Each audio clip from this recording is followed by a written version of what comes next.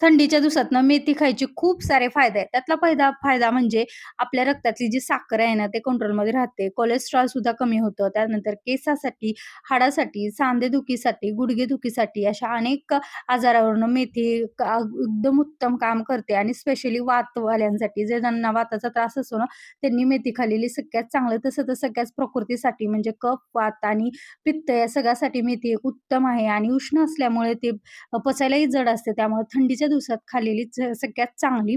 आता त्याच मेथीची ना मी आज आरोग्यदायी खिचडी केली आहे. तर ती कशी करायची माहिती आहे का? तर रात्रभर मेथी मी 1 चमचा भिजत घातली, 2 चमचे तांदूळ हे दोन्ही वेगवेगळे भिजत घातलं आणि त्याचं पाणी काढून एका साईडला ठेवलं. त्यानंतर आपण जशी नॉर्मल खिचडी फोडणी टाकतो तशीच करायची. फक्त तेलात न करता तुपात करायची.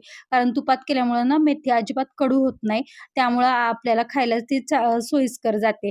आणि अशी खिचडी केली ना अजिबात कडू होत नाही आणि आपल्याला त्याचा फायदाही शरीराला नक्कीच होतो. तर आवडली असेल खिचडी तर नक्की सबस्क्राईब करा.